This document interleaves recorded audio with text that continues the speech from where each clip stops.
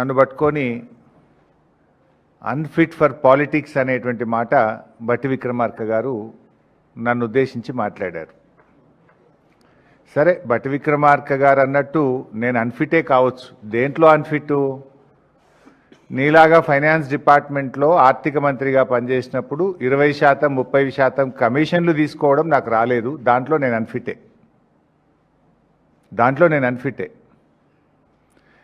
మీరు బాగా ఫిట్టు ఇలా, ఎందుకంటే మీ ఫిట్నెస్ బయటపడ్డది కదా. ఫైనాన్స్ డిపార్ట్మెంట్ చరిత్రలో ఏ రోజు కూడా కాంట్రాక్టర్లు వచ్చి సెక్రటరియట్లో ఆర్థిక శాఖ కార్యాలయం ముందు ధర్నా చేసిన చరిత్ర ఏ రోజన్నా ఉందా? ఈ రాష్ట్ర చరిత్రలో మన ఊరు మనబడి బిల్లులు ఇవ్వండి అని కాంట్రాక్టర్లు ఫైనాన్స్ డిపార్ట్మెంట్ ముందు ధర్నా చేశారా? చిన్న కాంట్రాక్టర్లు ఎప్పుడైనా ఫైనాన్స్ డిపార్ట్మెంట్ ముందు గత చరిత్రలో ఏనాడైనా ధర్నా చేశారా? సర్పంచులు, మాజీ సర్పంచులు, మాజీ ఎంపీటీసీలు 10ల సార్లు ధర్నాలు చేసి అరెస్టులైన చరిత్ర ఈ రాష్ట్రంలో ఎప్పుడైనా ఉందా? నోరు బారేసుకోవడం చాలా సులువు బట్టి గారు. Give respect and take respect. రాజకీయాల్లో ఫ్రస్ట్రేషన్లో నోరు జారితే మొదటికే మోసం వస్తుంది. సమాధానం ఉంటే చెప్పండి, లేదా మౌనంగా ఉండండి. నోరెందుకు బారేసుకుంటున్నారు? ఎవరు అన్ఫిట్? మా పాలనలో మా కేసీఆర్ గారు ప్రభుత్వం ఆనాడు కాంగ్రెస్ నుంచి బీఆర్ఎస్ అధికారంలోకి వచ్చినాడు. రాష్ట్రంలో పరిశ్రమలకు వారానికి 2 రోజులు పవర్ హాలిడే. హైదరాబాద్ నగరంతో సహా అన్ని పట్టణాల్లో విద్యుత్ కోతలు. గ్రామాల్లో అయితే పగటిపూట కరెంటే లేదు. రైతులకు 7 గంటలు 6 గంటల కరెంటు కూడా రాని దుస్థితిలో మీరు ఆనాటి కాంగ్రెస్ ప్రభుత్వం ఈ రాష్ట్రాన్ని నెడితే 24 గంటల నాణ్యమైన కరెంటును రైతుకు, పరిశ్రమలకు, గృహాలకు, పట్టణాలకు, పల్లెలకు ఇచ్చిన ప్రభుత్వం కేసీఆర్ ప్రభుత్వం. ఎవరు అన్ఫిట్? మీరా, మేమా? Who is unfit? ఇవాళ స్కామ్ మీద మేము చెప్పాం, దాని మీద సమాధానం చెప్పారా? ఏదో పీపీటీ పెట్టి 2 గంటల ఉపన్యాసం దంచి కొడుతుంది. విద్యుత్ లోడ్ ఇంత పెరుగుతుంది, రాబోయే రోజుల్లో పవర్ డిమాండ్ ఇంత అందులో నువ్వు చెప్పేదండి 3వ తరగతి పిల్లాడైనా చెప్తాడు.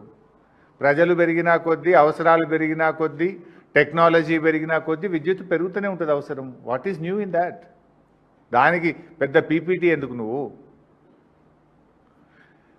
ఇప్పుడు సింపుల్ క్యాబినెట్ మీటింగ్ తర్వాత స్వయంగా క్యాబినెట్ బ్రీఫింగ్లో మంత్రులే చెప్పారు, రాష్ట్రంలో రామగుండం, మక్తల్, పాల్వంచలో 3 థర్మల్ విద్యుత్ కేంద్రాలు నెలకొల్పుతాం.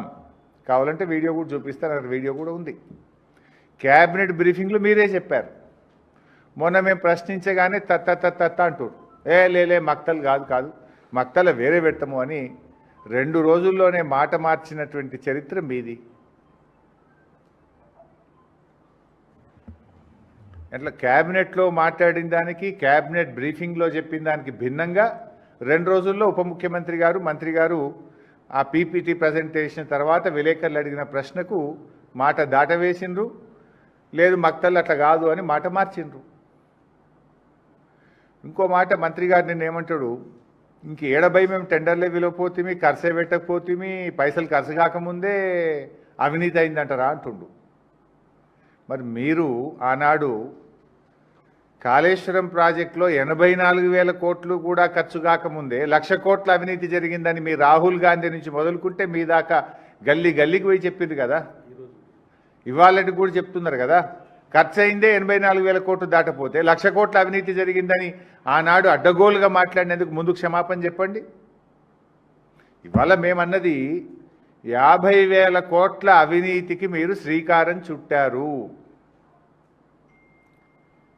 ఏ రూపాయి ఖర్చు లేకుండా, రూపాయి రాష్ట్ర ప్రభుత్వ పెట్టుబడి లేకుండా, అప్పులు లేకుండా, అప్పుల మీద వడ్డీలు లేకుండా మీరు ప్రతిపాదించిన రామగుండం థర్మల్ పవర్ స్టేషన్ కంటే కూడా తక్కువ ధరకే ఎన్టీపీసీ కరెంట్ ఇస్తుండగా ఈ అప్పులెందుకు, ఈ పెట్టుబడి ఎందుకు, ఈ ధర ఎక్కువ పెట్టి కరెంటు కొనుడెందుకు అని మేము సూటిగా ప్రశ్న వేశాం. దానికి సమాధానం ఇచ్చారా మీరు? You have no answer. మేము అడిగిన ప్రశ్నకి ఇలా సూటిగా మీరు సమాధానం చెప్పలేదు. నేను మళ్ళీ ఒక్కసారి రాష్ట్ర ప్రజలకు చెప్పే ప్రయత్నం చేస్తున్నాను. ఎందుకంటే ఈ భారం రాష్ట్ర ప్రజల మీద పడుతుంది. మీరు చేసే తప్పులు వచ్చే 25 ఏళ్ల పాటు ఈ రాష్ట్ర ప్రజలు మోయవలసి వస్తుంది. నువ్వు ఇవాళ ఉంటావు, రేపు పోతావు. నువ్వు పర్మనెంట్ కాదు. రాష్ట్రం పర్మనెంటు, ఈ రాష్ట్ర ప్రజలు పర్మనెంటు. నువ్వు చేసే అప్పు, నువ్వు చేసే తప్పుల భారం ఈ రాష్ట్ర ప్రజలు మోయవలసి వస్తుంది. నేను చెప్తున్నది డాక్యుమెంటల్ ఎవిడెన్స్తో చెప్తా ఉన్నా. మీరు ఆల్ పార్టీ మీటింగ్ పిలవండి, నేను వచ్చి ప్రూవ్ చేస్తా. చర్చకు రండి, లేదా మీరు పిలిస్తే నేను వస్తా. ఆధారాలతో సహా నేను రుజువు చేయడానికి సిద్ధం. నేను సొల్లు మాట్లాడతలేను, సూటిగా మాట్లాడుతున్నా.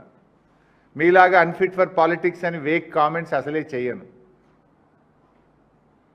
ఎందుకు ఈ మాట అంటున్నంటే, ఇలా రాష్ట్ర విభజన చట్టంలో భాగంగా ఆనాడు పార్లమెంటు, కేంద్ర ప్రభుత్వము తెలంగాణకు 4000 మెగావాట్ల డెడికేటెడ్ పవర్ ప్లాంట్ కట్టి ఇవ్వాలని చట్టం చేసింది. దాని ప్రకారం ఎన్టీపీసీ 4000 మెగావాట్లతో ప్లాంట్ నిర్మించింది. ఆనాడు బీఆర్ఎస్ ప్రభుత్వం ఉన్నప్పుడు 1600 మెగావాట్ల ఉత్పత్తి వస్తే బీఆర్ఎస్ అగ్రిమెంట్ చేసుకున్నది, 1600 తీసుకున్నది. కాంగ్రెస్ ప్రభుత్వం వచ్చిన తర్వాత ఎన్టీపీసీ మరో 2400 మెగావాట్ల విద్యుత్ ఉత్పత్తి తయారవుతుంది, దయచేసి మీరు పీపీఏ తీసుకోండి, కరెంటు తీసుకోండి అని ఎన్టీపీసీ మీకు ఉత్తరం రాసింది నిజమా కాదా చెప్పు. ఒక్కసారి కాదు 3 సార్లు ఎన్టీపీసీ ఉత్తరం రాసింది నిజమా అబద్ధమా సమాధానం చెప్పండి. ఎన్టీపీసీ సీఎండీ నేరుగా హైదరాబాద్కు వచ్చి ముఖ్యమంత్రి గారిని, భట్టి గారిని కలిసింది నిజమా అబద్ధమా చెప్పండి. ఆయన వచ్చి ఇది మీకోసమే ప్లాంట్ కట్టాము, ఈ 2400 మెగావాట్ల కరెంటు తయారవుతుంది, మీరు అగ్రిమెంట్ చేసుకోండి, ఈ కరెంటు తీసుకోండి అన్నాడు కదా. అంటే మీరేం చేసిండ్రు? 2400లో 800 చాలు, ఈ 1600 మెగావాట్లు మాకు అవసరం లేదు అన్నారు. అనడమే కాదు, రాష్ట్ర ముఖ్యమంత్రి రేవంత్ రెడ్డి అసెంబ్లీలో మాట్లాడుతూ బయట 5 రూపాయలకు 4 రూపాయలకే దొరుకుతుంది, మేమంతా గ్రీన్ ఎనర్జీ చేస్తాము, థర్మల్ పవర్ తగ్గిస్తాము అని ఆ రోజు చెప్పారు. ఇవి నేనేం ఉత్తగా చెప్తలేను. ఇది కాంగ్రెస్ ప్రభుత్వం అసెంబ్లీలో పెట్టినటువంటి తెలంగాణ స్టేట్ పవర్ సెక్టార్ మీద white paper on power sector. ఇది కాంగ్రెస్ ప్రభుత్వం అసెంబ్లీలో పెట్టిన డాక్యుమెంట్. ఇది శాసనసభకు చెప్పిన మాట. ఇందులో ఏం చెప్పారు శాసనసభకు చెప్పినప్పుడు? Page number 6లో